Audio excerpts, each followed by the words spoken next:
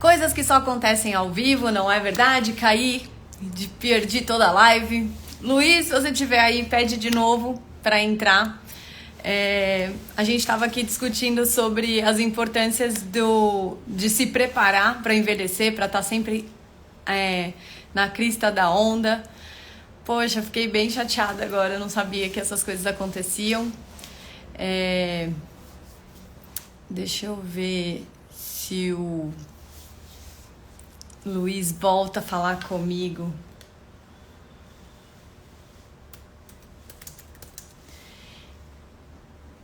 Peraí. Oi, pessoal, desculpa aí a falha da tecnologia. O Luiz tá voltando, tô tentando falar com ele aqui.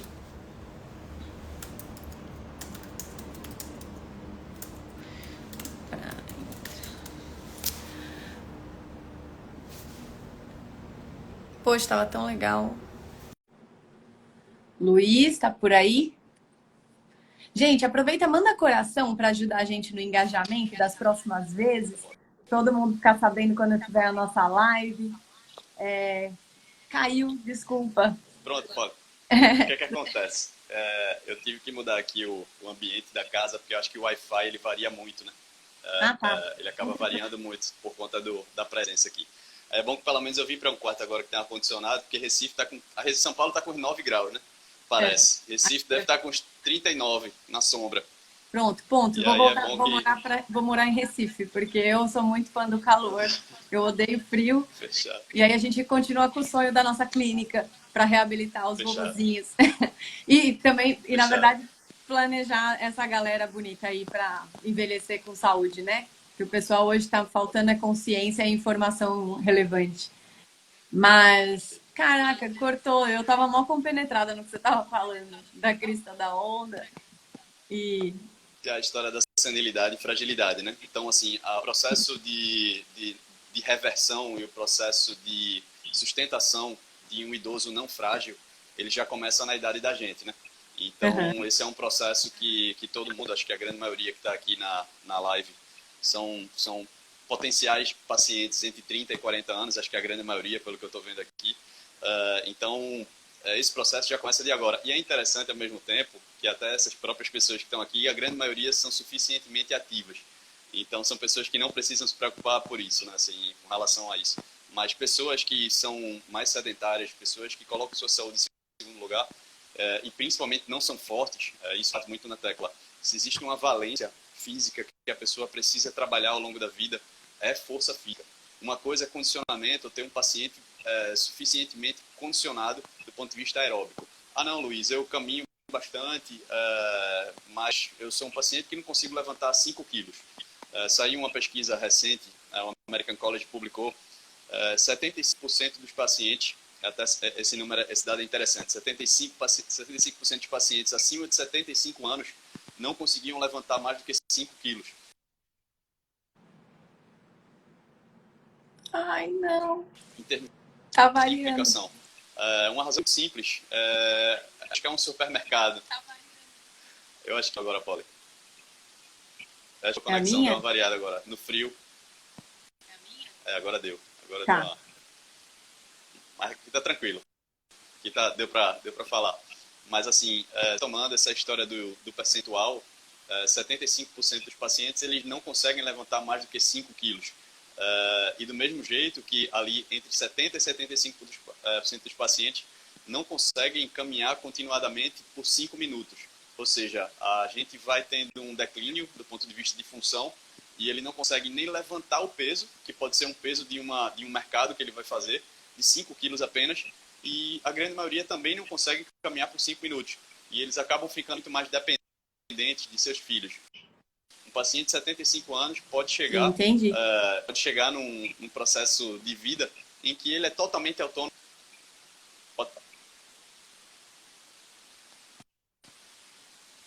E para chegar nisso, qual seria a. Você está me ouvindo? Não sei se sou eu que estou variando ou é você.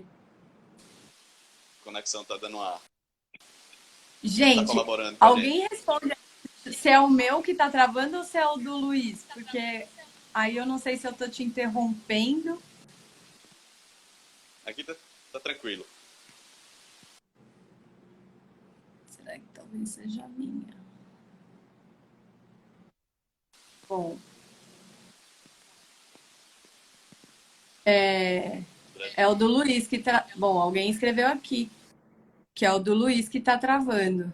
Luiz tá travando. Tá, eu vou reiniciar aqui. Em 1 minuto eu já volto. Será? Tranquilo? Não, mas Em ó, um agora minutinho acho que ficou eu já volto. estável. Agora Foi? voltou, Estabilizou? Pronto. Fechado. estabilizou. Então, aí você estava falando do que 75 anos é totalmente possível, né? Das pessoas estarem, se elas se programarem para ser fortes. Aí eu queria te perguntar qual seria a modalidade, o perfil de treino, né? Qual seria o tipo de treino que você orientaria para as pessoas realmente conseguirem chegarem mais fortes, assim? O que que você costuma orientar no seu consultório para que Perfeito. as pessoas consigam Polly, chegar lá com saúde? perfeito. Polly, até peço para o pessoal, caso a conexão esteja variando muito, só avisar. Ah, apesar também de saber que tem um bocado de amiga aí que já daqui a pouco começa a chuva de críticas aí, que a amizade traz isso é bom. Mas é o seguinte, existem 4 grandes variáveis em relação a treinamento, tá certo? Em função de saúde. Um paciente suficientemente forte e potente já é um grande passo. Um paciente suficientemente alongado também é um grande passo. Suficientemente móvel, ou seja, uma capacidade de mobilidade articular é outra coisa que precisa ser explorada com frequência. E o quarto grande aspecto é a questão de estabilidade de movimento. Normalmente, o agravo está dentro de um desses 4 aspectos.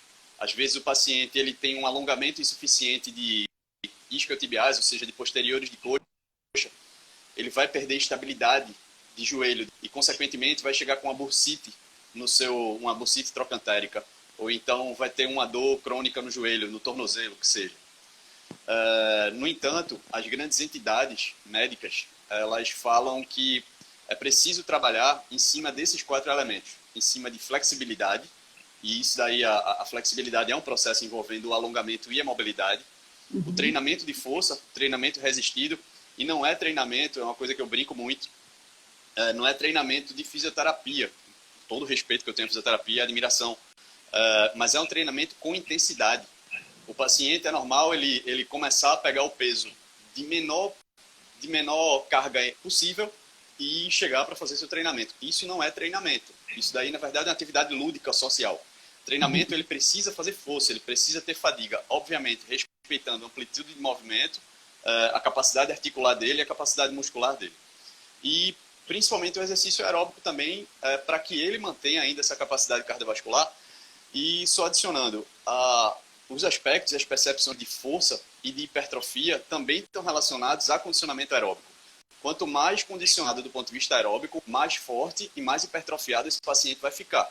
E aí a gente tem aqui vários treinadores aqui, o próprio Ricardo, que é preparador físico do Clube Pinheiros, ele é uma prova viva disso aqui. Então ele chega a comentar, então assim, um paciente que é condicionado do ponto de vista aeróbico, ele vai ser um cara mais forte. Não adianta treinar somente uma valência. Esse complemento, isso é que é importante, dessas 4 grandes variáveis. Então não adianta só fazer musculação e ser aquele cara todo travado sem mobilidade. E também não adianta só Perfeito. fazer a caminhada, porque caminhada não ajuda a ganhar massa muscular. Seria. Bom, a gente tem que sempre imaginar como nós estamos hoje, não é porque tá bom que não dá para ser ainda melhor, né? Então a gente tem como melhorar nesses principais quatro pontos que o Luiz acabou de falar, se a gente quiser chegar forte, né, com 60, 70, 80 e 90 anos, que é o que a gente costuma ver por aí. Então, pessoas que têm 40 e poucos anos hoje, às vezes aparentam ser muito mais velhas, tanto questão de mobilidade, eu mesmo tenho uma paciente que ela não consegue, se ela sentar no chão, ela não consegue levantar sozinha. E às vezes ao contrário, pacientes de 90 e poucos anos, que tem uma ótima mobilidade, vai no mercado, não tem problema de carregar sacola. Eu acho que é mais ou menos essa noção que a gente queria passar aqui para o pessoal compreender que, da mesma forma que a gente se planeja financeiramente para ter uma velhice mais tranquila, né, tipo estável, é como se fosse a poupança da saúde, a gente também tem que se planejar em, em, em, em economizar saúde, né? Economizar massa muscular, é, produzir, melhorar a questão de sinapses, né? Daí, eu só queria... Gente, passou muita coisa na minha cabeça. A questão de quando você aprende um novo exercício, ou quando você vai para alguma nova modalidade, sei lá, sempre fui da musculação, e de repente você começa a fazer um crossfit, que tem algumas outras habilidades que vão sendo trabalhadas, você gera novas sinapses, né? E aí também é importante para a sua saúde mental, cerebral, porque você cria novas conexões cerebrais. E aí você mantém a mente sã e o corpo são. Então é aquela coisa, um bom hábito gera outros bons hábitos. Então realmente é só a gente estar aberto aí para novas experiências, né? Mas tem alguma modalidade que você indica assim para a galera que vai começar? Por exemplo, musculação, a caminhada, pilates, né? Assim, eu entendi, são os 4, não é que tem que ser um só.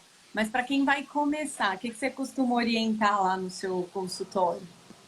Perfeito. Polly, assim, existe a questão, só complementando, você falou em economizar, na verdade eu prefiro falar a palavra investir, porque ao longo do tempo a gente vai gastar esse processo, a gente vai gastar nossas capacidades. Então, se a gente investe, a gente acaba repondo proporcionalmente aquilo que a gente está gastando.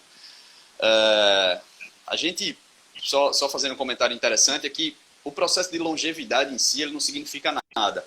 Longevidade isoladamente não significa nada. Você pode ter uma pessoa de 100 anos que não tem a mínima capacidade funcional. Então, acho que o mais importante é a amplitude de saúde.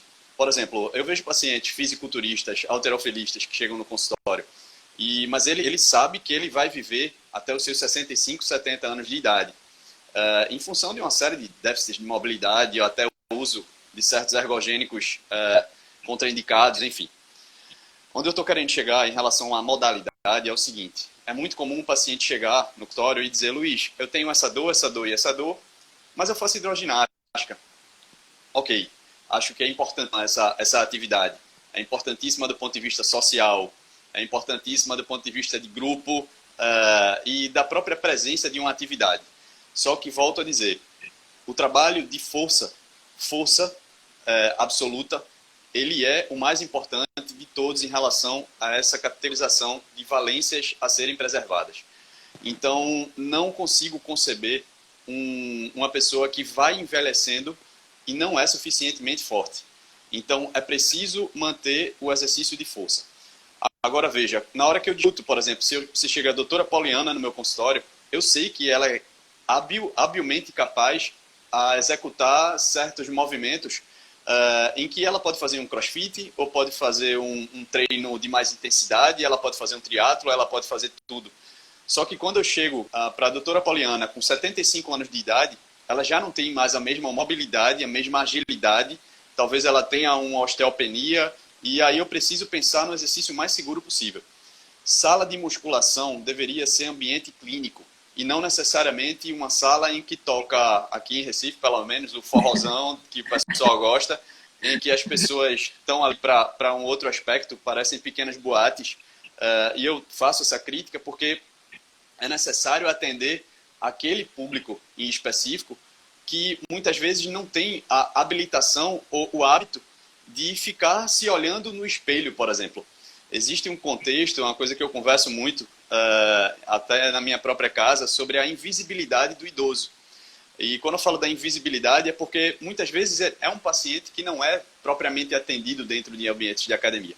Então, quando eu falo dessa situação de musculação, é porque esse é o primeiro passo, né? Eu não consigo conceber nada além disso. E o restante é o mais natural, porque a gente consegue ter um paciente mais forte, se ele for suficientemente forte a tal ponto dele fazer suas coisas, de ir para o mercado, de pegar um ônibus, enfim, de uma série de coisas, isso daí vai ser muito mais fácil para ele, né? Então, acho que esse é o primeiro momento, acho que essa é a primeira reflexão. E eu diria que se escolher uma seria a musculação. Quanto mais forte, mais alongado, quanto mais forte, mais móvel, quanto mais forte, mais condicionado aerobicamente, flexível, enfim. Então, e como que seria, então, uma rotina de treino aí para para essa pessoa, né? Como que você estruturaria uma rotina de treino para quem está querendo ser forte, né? Chegar com idades avançadas, independente e bem. Musculação Perfeito. 2 vezes na semana. Perfeito. Paulo, seguinte, a questão de prescrição de exercício é uma coisa que é restrita ao educador físico. E creio que o mais importante aqui, inclusive, é destacar o trabalho dos educadores físicos. Esse pessoal faz milagre diante de certos cenários que eu vejo. Às vezes eu encaminho os pacientes que eu digo, é até difícil de acreditar que isso vai dar certo, mas eles fazem dar certo. Pelo alto astral, por não deixar cair ali uma iniciativa, as modalidades e as variações de treino. É muito difícil convencer um paciente idoso de que ele vai fazer somente ali 3 sériezinhas de 10 repetições até o resto da vida. Eles não vão querer fazer isso. E eu vejo hoje o pessoal trabalhando com corda naval, com agilidade, às vezes num pátio de um prédio. Então eles fazem milagre. Quando eu falo de estruturação do ponto de vista médico, eu acho que o mais importante é citar uma situação. A estruturação, ela envolve uma periodicidade, e isso a literatura já está bem sustentada, pelo menos de 2 a 3 vezes por semana. Além dessa periodicidade, é importante destacar que os próprios livros da American College, eles falam numa capacidade limitada de trabalho, principalmente no paciente sedentário. Então, por exemplo, existem certos protocolos que se chamam CDD4, e isso reflete diretamente a capacidade de trabalho que o paciente pode executar. Por exemplo, o paciente idoso frágil, ele não pode caminhar mais do que 5 minutos nas primeiras sessões de treinamento. Depois você vai começando a aplicar isso 5 minutos a cada 2 semanas. Na terceira semana ele vai para 10, na quinta semana ele vai para 15, ele vai aumentando o peso. Normalmente, os treinamentos, e aí isso dá um caminho para o educador físico executar, envolvem os principais secções musculares. Então, por exemplo, como já diria o Dr. Marcelo Leitão, a gente tem 5 corações. A gente tem um coração central, o coração do nosso peito, né? A gente tem os antebraços, como uma bomba muscular importante, e as panturrilhas e coxas como outra bomba importante. Então, trabalhar em cima dessas 5 bombas é o mais importante. Então, esses protocolos do CDD4, eles envolvem, inclusive, o trabalho de antebraços, inicialmente. Ele não quer trabalhar todo o eixo do braço.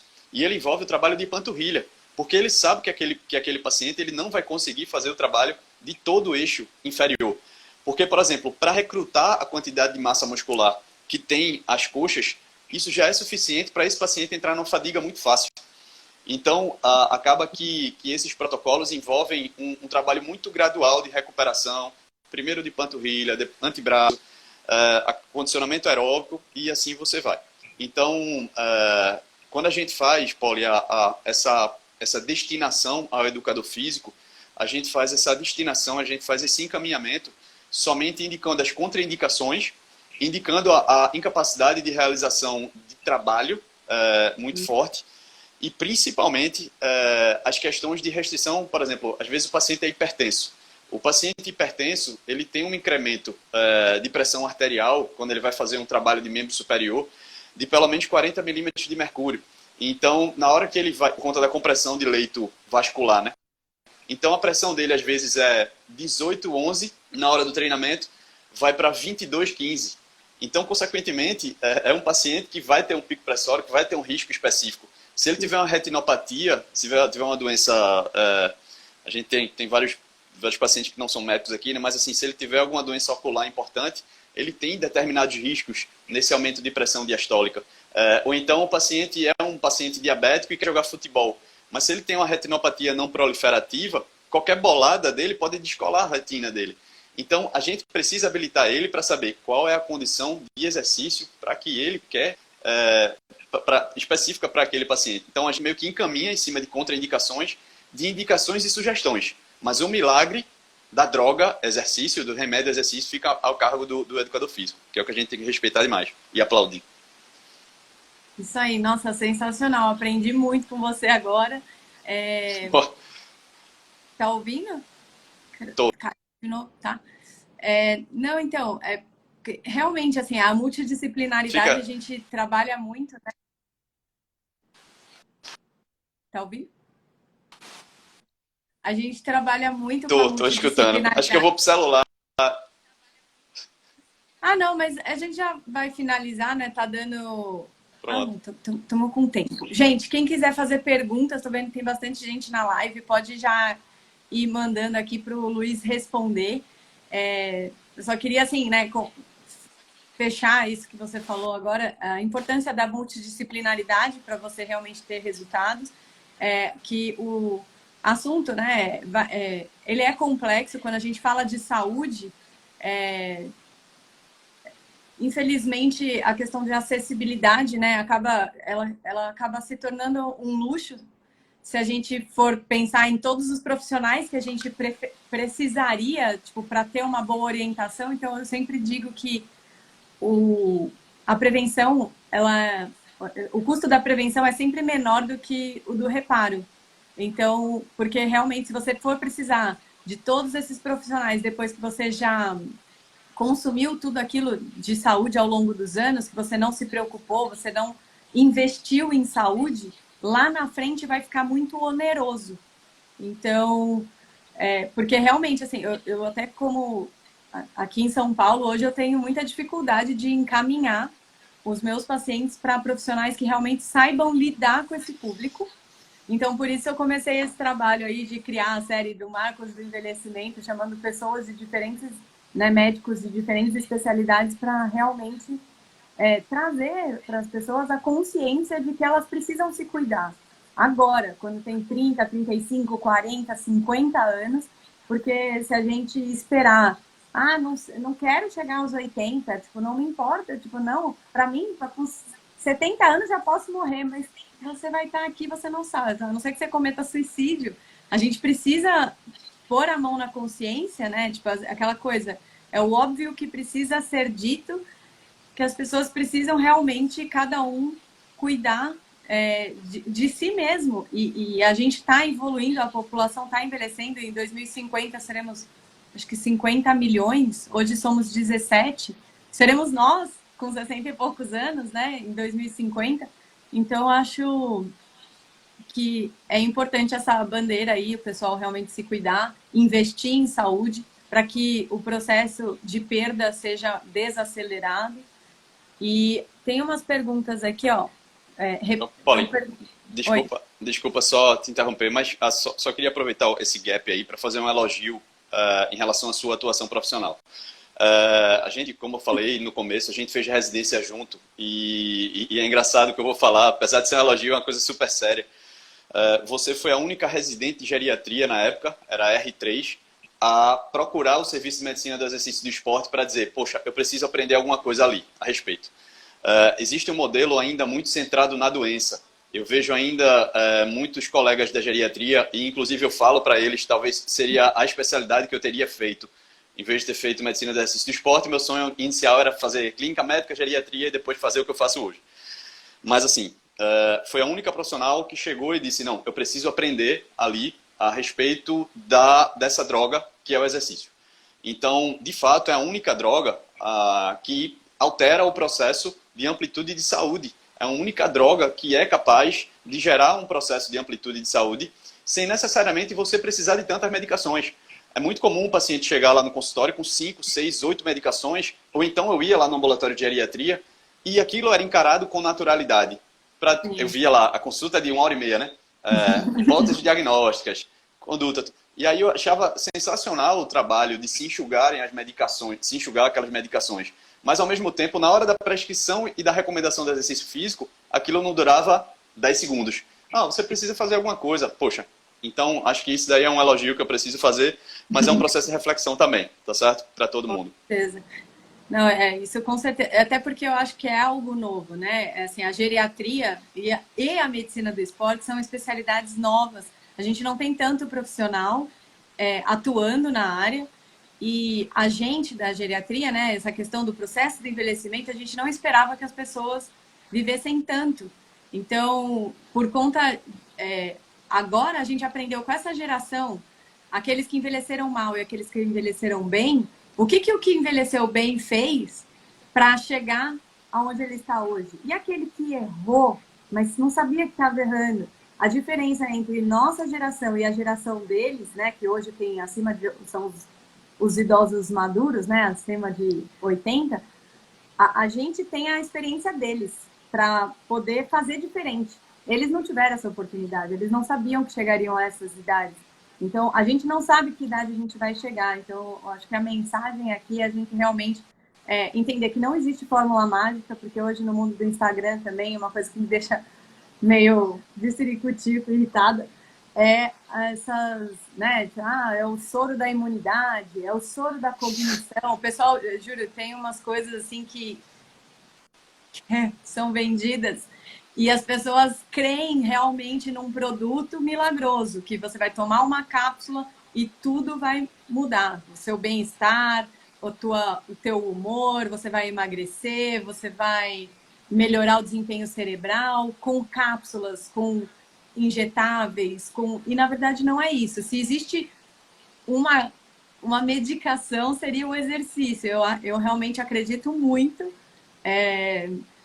E hoje a gente tem cientificamente, né, comprovado, só que tem a questão da segurança que você muito bem trouxe, né, tipo na nossa live, porque exercício, ele tem que entrar na nossa rotina, se você realmente quer investir na sua saúde, porque eu acho que realmente é o bem mais precioso, e tem que ter segurança, porque alta performance não significa saúde. Então, né, às vezes a pessoa acha que não quero treinar por estética, não quero ser atleta, não gosto desse mundo, mas não é disso que a gente está falando. A gente está falando de saúde, e eu acho que saúde é para todo mundo, independente da sua profissão, raça, religião ou qualquer coisa. Né? Então, basicamente... Só a história de saúde, eu só queria também exemplificar outra coisa, também o que dá certo, o que eu sinto em consultório e o que tem em literatura. O paciente, muitas vezes, ele não vai chegar para você, e todo mundo aqui, até os pacientes idosos aqui que estão assistindo essa live, ele não está muito preocupado com relação ao conceito saúde. Ele está preocupado com relação ao conceito objetivo. Então, por exemplo, eu recebi já um paciente, uma vez de 68 anos, que a filha dele iria se formar em medicina, acho que agora em setembro, se eu não me engano. E o objetivo dele era, eu quero caber no meu terno. Eu quero descer com ela na escadaria, porque agora eu não estou conseguindo descer uma escadaria sem dor. Então, esse processo envolve a questão de objetivo. Então, você acaba trabalhando, por isso que eu falo, a meta saúde é uma meta ainda pouco palpável, é uma meta pouco tangível.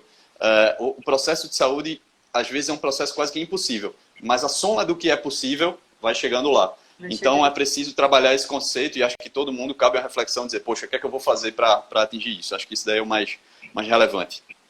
É verdade. Isso é realmente torna o abstrato em mais concreto, né? E facilita. Concreto. Vou só fazer umas perguntinhas que o pessoal fez aqui, ó. Pediu para repetir os 4 pilares importantes para envelhecer bem, Pronto. Que era a força. Perfeito. Força casada com potência, tá certo, Polly? Uhum. O segundo pilar, é só fazer um adendo, né? O segundo pilar é a questão do alongamento, a capacidade de flexibilidade.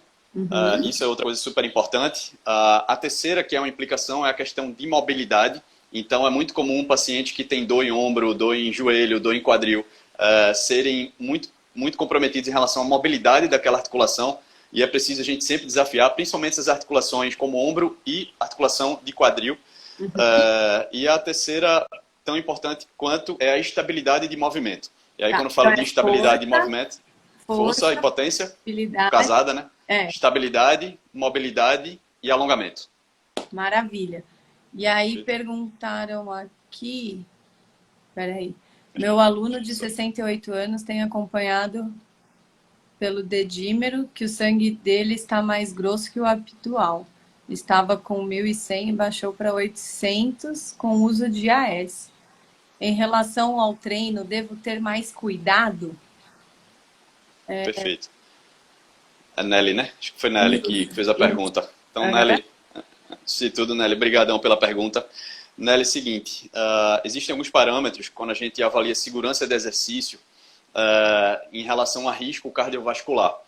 Por exemplo, quando a gente olha para esse risco, entre aspas, desse sangue mais viscoso, a gente pensa muito mais nos componentes de hematócrito do que necessariamente das relações imediatas de dedímero, tá certo?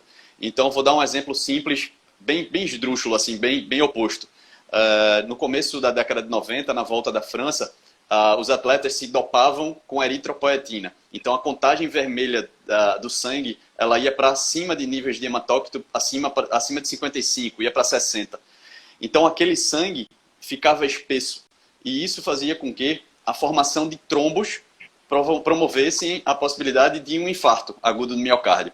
Então, só naquela época morreram 19 ciclistas durante o sono. Então, os atletas acordavam durante a noite, no momento em que a pressão arterial baixava, né?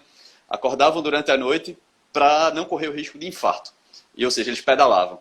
Então, assim, um paciente que tem... eu não sei, obviamente, o caso específico do seu paciente, mas, assim, a gente não olha tão imediatamente, tão apropriadamente para dedímero, mas existem alguns aspectos na consulta clínica, onde a gente avalia percentual de hematócrito, volume dessas células, a coloração, entre aspas, dessas células. Se ele tem algum risco ou tem algum pico pressórico, acaba sendo menos arriscado do ponto de vista de, entre aspas, dessa pergunta do sangue mais espesso do que necessariamente uma pressão arterial muito baixa. Então, é como se eu pudesse dizer que se de fato isso está acontecendo, se esse paciente está num risco maior, ele está num risco mais elevado se ele tiver mais sedentário do que necessariamente suficientemente ativo. Então, a otimização desses níveis pressóricos é o que, de fato, vai levar um perfil de segurança para ele, tá certo? Mas depois, até se for o caso, né, a gente discute mais apropriadamente ele, com alguns detalhes a mais que acho que estão faltando aí. Mas, assim, em relação ao treinamento, tenho certeza, até pelo bom acompanhamento que garanto que você faz, eu tenho certeza que ele está muito bem acompanhado. O cuidado que a gente tem, normalmente, é que esses pacientes são hipertensos, não suportam tão bem o treinamento de membros superiores por conta dessa compressão do leito vascular e, consequentemente, é necessário a gente ter o cuidado com todo o entorno. Tá certo? E até agradecendo ao doutor Nicodemos, cardiologista de Recife, acho que ele iria dizer a mesma coisa. Só mais uma perguntinha aqui. Se Pilates é uma boa modalidade? Perfeito. O que se vê em consultório e o que se vê em literatura? Existem duas grandes modalidades que são muito subestimadas nesse mundo fitness, entre aspas, que é yoga e pilates. Uhum. Não existem modalidades tão completas do ponto de vista de estabilidade, de controle central do movimento. A gente fala muito no termo core, né? E essa percepção, essa autoconsciência a respeito do movimento, do equilíbrio, e até de ganhos secundários a respeito de controle respiratório, equilíbrio, são super importantes. Acho que é uma modalidade espetacular. Já são modalidades antigas, mas ainda assim continuam sendo muito promissoras, tá certo? Eu respeito e admiro demais o trabalho dessas pessoas que fazem e que orientam o Pilates, a yoga, e acho até que, dentre esses 4 preceitos que eu falei, né, obviamente que a gente não falou do componente aeróbico, mas assim, se tivesse que fazer uma modalidade perfeita de rotina para um paciente, seria o treinamento de força mais bruta mesmo, o trabalho de estabilidade com alongamento, com essa questão da respiração, até da própria meditação, do investimento da saúde mental, com a yoga e o pilates, ou um ou outro, e o treinamento aeróbico. Isso daí já é o suficiente para o paciente ir muito longe, tá certo? Acho que é importante dizer isso. Maravilha. Muito obrigada, Luiz, pela sua disponibilidade, acessibilidade. Assim, eu tô tentando ver aqui se eu acho... Eu vi várias perguntas e eu quero ver se eu não deixei passar nenhuma. Mas, assim, foi ótima. Acho que deu para dar uma boa visão. Pena, a gente perdeu o finalzinho, o comecinho da nossa live, que foi quando eu te perguntei, só para ficar gravado aqui, porque como a gente perdeu a primeira parte, a gente só vai ter essa. Queria que você só repetisse de novo a parte do...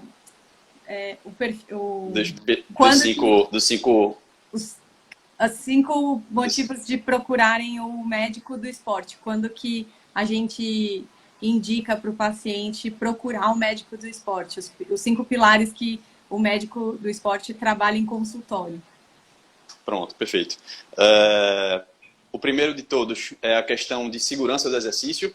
Então, assim, já que a gente vai prescrever e a gente vai, obviamente, trabalhar multidisciplinarmente, a gente precisa deixar o paciente seguro do exercício. Então, consequentemente, a gente faz toda a avaliação pré-participação esportiva. Então, aquele exercício aeróbico é seguro. Até para adicionar, para cada 1.800.000 episódios de treinamento, você vai ter um evento cardiovascular. Só que, normalmente, esses eventos cardiovasculares são mais nos condicionamentos e nos trabalhos aeróbicos do que necessariamente nos trabalhos resistidos e de força. Então, o trabalho de musculação acaba sendo muito mais seguro do que o treinamento aeróbico. Só que é necessário para o nosso desenvolvimento e para a questão de manutenção de amplitude de saúde em longevidade que a gente seja aerobicamente condicionado. Senão, até o próprio preceito de força a gente não vai conseguir ganhar. Como é que eu vou conseguir otimizar uma pressão arterial de um paciente se ele não é aerobicamente condicionado? Tá? Esse é o primeiro ponto. O segundo ponto, a questão de dor. Um paciente com qualquer dor, qualquer que seja uma dor cervical, seja uma gastrite, seja uma diverticulite, seja qualquer coisa, ele não vai se exercitar. É um processo de preservação. Então, é preciso a gente habilitar o paciente e primeiro tirar a dor dele. É claro que existem dores que deixam pacientes inabilitados àquele processo, mas existem certos processos de dor que estão diretamente relacionados à capacidade do exercício. E um conselho que eu dou para todo paciente nesse primeiro aspecto é: sua dor não vai passar enquanto você não fizer exercício. Por exemplo, você falou até dos próprios colegas ortopedistas, dos colegas cardiologistas, que às vezes acabam contraindicando certas coisas, como, por exemplo, condropatia patelar. Condropatia patelar, quando o paciente é habilitado a agachar, ele acaba melhorando daquele processo de dor em relação ao seu joelho. Então, esse é o outro aspecto que é importante a gente trabalhar. Às vezes a dor é trabalhada no exercício. Os outros são mais rápidos.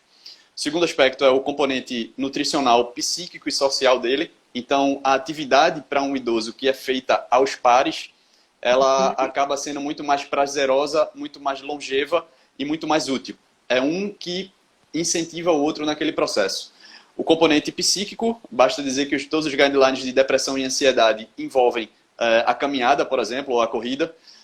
E o componente nutricional, que a gente é o que a gente come. Eu não preciso nem citar muita coisa. Tem gente muito mais habilitada do que eu para falar disso. O terceiro aspecto é o aspecto artículo-motor. Então, o exercício físico nada mais é do que contração muscular. Então, se eu não tiver uma habilitação artículo-motora adequada, não tem como eu prescrever aquele exercício. Então, a gente acaba tendo essa avaliação como moto principal. Isso envolve também um pouco da dor. O quarto elemento é o cardiometabólico, e isso envolve toda a avaliação endocrinológica, como a própria Nelly falou, hematológica daquele paciente. Será que existe algum componente metabólico que está impedindo ou tem alguma restrição a respeito do exercício? E o quinto elemento é o elemento de performance. E aí isso daí é o melhor cenário, é quando a gente vê um paciente que, poxa, lembrando aqui do meu tempo de Dante Pazanese, paciente de 74 anos, 76 anos que faziam ultramaratona. Não que eu acho que ultramaratona é um exercício ou um treinamento adequado para qualquer pessoa, dos 20 aos 80. Mas, assim, é importante quando aquela pessoa tem aquele aspecto de vida. Exatamente, motivacional, tá certo? Aí já é outro elemento, aí a gente entra com suplementação, porque aí, por exemplo, um paciente idoso, ele necessita de uma alíquota de proteína muito maior do que necessariamente um paciente jovem. Hoje, se eu quiser fazer um treinamento de hipertrofia, eu posso variar de 1,2 a 2 gramas por quilo dia de proteína. Já o paciente idoso, ele tem que bater de 1,4 a 2,2 gramas por quilo dia de proteína por dia. Então, é preciso fazer essas adequações, e aí tem, como a própria doutora Silvana acabou de falar, é um mundo à parte, que aí lá dentro do consultório a gente avalia, e acho que é importante a gente discutir isso. Esses são os 5. Gente, beleza? Maravilha. Muito, muito obrigada. Vamos fazer uma outra live para falar só da parte de suplementação, então. Mas beleza. Acho que foi ótimo. A gente conseguiu alguns telespectadores aí. E é isso, gente. Obrigada. Sextou. Beleza. Sextou. Bora pro final de semana. Muito, muito obrigada mesmo, Luiz. Assim, gosto muito de você. Assim, obrigada pelo elogio. Vamos conversando e quem sabe o nosso sonho vira realidade. Tá bom? Beleza, com certeza. Agradeço demais. Abraço, obrigado a todo mundo aí. Tchau, gente. Valeu. Tava na live. Beijão. Tchau, tchau.